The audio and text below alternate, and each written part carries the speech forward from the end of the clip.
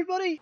My name is Jeff. It's Kanan's Jedi Temple here. Today I'm going to be talking a little bit about something that's actually come out to do with YouTube and the effect it's going to have on smaller creators. The reason I'm talking about this now is it's a very different kind of thing that's being promoted and pushed here, and I want to talk about it sort of to give my take.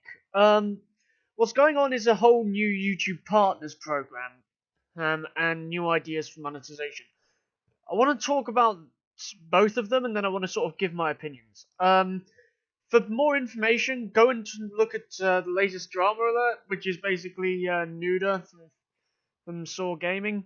I think he covered a lot of it quite well, and considering I don't really know if I share his views or opinions or not. I don't really know what I'm meant to say. It's an issue and I know it's always going to be, but also I have not really got much ideas as opposed to this. Basically what's going on is YouTube has set up a new system where oh yeah, by the way, Chris is editing this again, so he'll probably flash something up saying hi. YouTube is looking to remove 85 to 90% of its YouTube partners from quite literally just their YouTube partner program. While I want to cover this, and I probably will do in detail, I don't think this is the sort of way to cover it. I'll cover it eventually, just not right now. And it is something I'll talk about.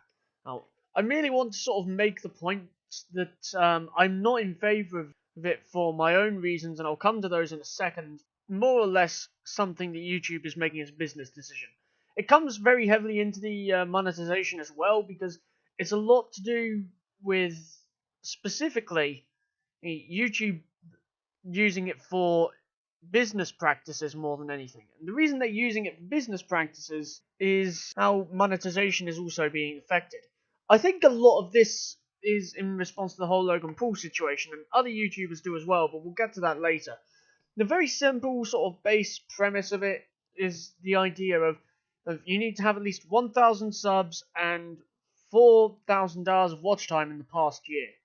Easy enough if you're a big creator. If you've got maybe about 100,000 subscribers, then you could do that quite easily. Maybe even 1,000 subscribers, you could do that easily, and you have that kind of watch time. For those who don't, the smaller creators like myself, Chris, Rice Gum, a few others, it's not really going to work for them, not very well. And there are some YouTubers who aren't going to be as badly affected as others.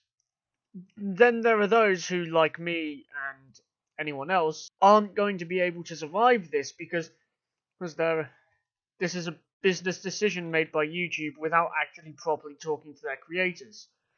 They've not spoken to their creators at all, and that is somewhat shocking as well, and it's not really a surprise either, but considering the whole thing going on now, it's not really a shock. My opinions on this are relatively simple, and they're relatively easy to follow.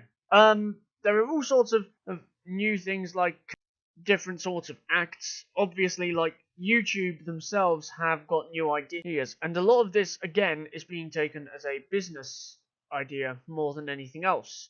And the reason it's being taken as business idea above anything else is because no one really seems to have been given a say, at least not in terms of YouTube creators. Some of the larger ones I think will have had a chance to have it. I don't really know. But then also, if that is the case, why has it taken this long for YouTube to respond to anything? I think YouTubers like Casey Neistat said it perfectly in 2017 with everything that was going on. YouTube didn't communicate with anyone, and this then brings me a lot of questions about its current management. Susan Wojcicki, I believe her name is. I've got a lot of questions as to whether she's suitable for this, given how things seem to work with her in charge, and a lot of it seems to be business based as opposed to thinking about the creators who even make your site popular. And this causes a few other issues because, again, it's made purely as a business decision. It's not being made with anyone else but YouTube's idea of making more money in mind. YouTube itself is on a very sort of rocky relationship, because now there are other video apps that could get popular from this with smaller creators. One of the key examples being Vine 2. That's something that the creator of Vine has said to have been creating, because I'm guessing he was bored, but no one has really taken the time to understand it properly. Whether or not that's the case, I don't actually know. I do know, however, that it's clearly an issue and no one's really surprised about it, because it's happened enough times. This is already common in terms of YouTube and other video sharing services as a whole, and it's also something that seems to be very clear and obvious that people don't really want to care about it. Other apps for video sharing or video sharing sites are going to become popular as well. Vimeo, Flickr, Musical.ly, Vine 2 obviously is going to increase in popularity if either this decision is not changed or people don't actually begin to get their say. And this is where I think a lot of people will question not just YouTube as a whole, but like their ways of responding to things in 2017 weren't great. Nothing they've done this year in regards to any kind of situation has been too great. They've not really responded to much, and a lot of the stuff they have done has only angered creators more and more. Obviously, there's the whole demonetization thing. Chris has taken enough shots at YouTube with the demonetization icon already, but then there's also considering what goes on afterwards. What's the next step? Kicking 85 to 90% of YouTube partners isn't really good. I'm likely to be in that because I think my channel is automatically put into that. And if it is, I'm obviously affected because I don't know what the effect will be on me. Then consider just how this is looking to everyone else. I don't really have much more to say in terms of that. What more can I say? Like, my thoughts are divided. Like, I can see where this is going from a potential business perspective, but I don't really agree with it. In fact, if anything, I'd say it's largely a very selfish decision that YouTube are making more with the idea of hopefully making profit in mind than actually anything else. I could be wrong. There could be stuff that changes opinion on that, and I do know a lot of YouTubers are in support of the whole 1,000 subs, 4,000 hours watch time thing, particularly YouTubers such as Keemstar, H3H3, and Saw Nuda, the guy who's currently covering Drama Alert for Keemstar, again, does seem to be in favour. I know I really don't have much to say, and I know a lot of the points have repeated myself. I think that, personally, a lot of the smaller creators are the ones who are going to be harmed. It's not really surprising either, because the smaller creators seem to be the ones who aren't properly listened to.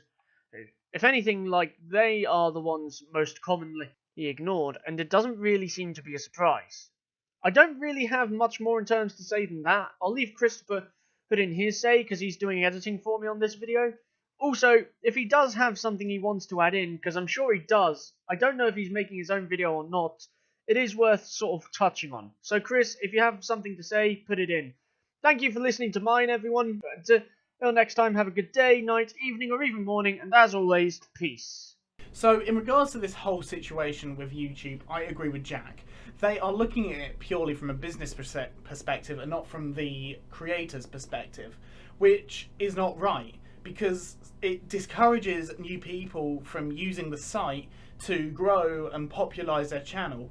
The 1,000 subscribers thing is bullshit, and the 40,000 hours of views worth is even worse. How the hell is someone with 1,000 subscribers going to do that? I mean, yeah, fine, it's over a year, but that's a whole year you're going to have to make through without monetization whatsoever, or until at least you get 40,000 views in that 1 year. How's it going to work? Is it going to be like, oh, you start the year without monetization for the first 40,000 views? How is that going to help solve issues, especially with the yellow ads anyway, and the 10,000 views that you needed? For example, me, I was really, really happy when I turned 18 and I got the rights to have monetization from Google AdSense. I've still got that account set up, but of course it's not being used because now I don't have 10,000 views on my channel. It's currently just nearing 5,000. And I've been on the site for ages. Granted, my uploads are on and off, but not even Jack, when he was on his old channel, had those views either. It was ridiculous. So what I want to know is, why are YouTube trying to push away the potential future stars of YouTube?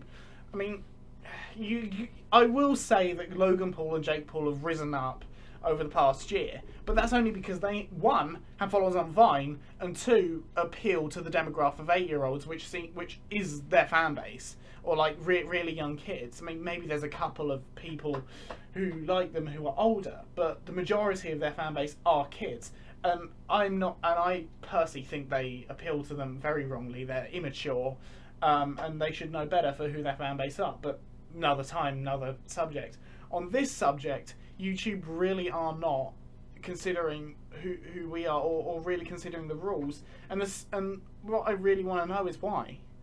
YouTube was supposed to be meant for everyone, so why are you secluding it to just those as a business? YouTube was not meant to be a business. It was meant to be a site where you could upload your own content and, yeah, get a bit of money for it, I guess. I mean, yeah, I didn't earn that much from my videos when I had monetization. 25 cents was what I earned throughout the whole course of it. But that was mine. I felt I earned it. It gave me a reason for being consistent and enjoying uploads.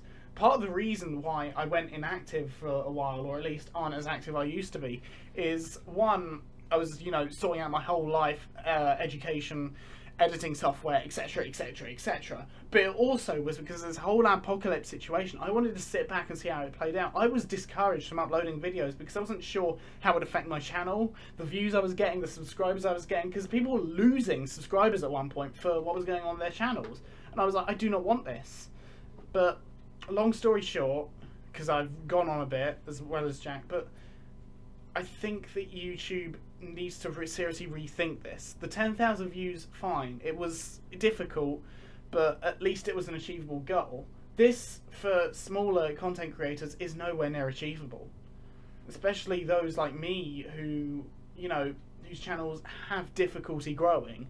And I'm not saying that because I'm not saying that's because I'm not at fault, because I probably am. But it's difficult getting yourself noticed on this site nowadays. Anyway, I'm going to leave my ramble here, and I'll see you. Bye-bye.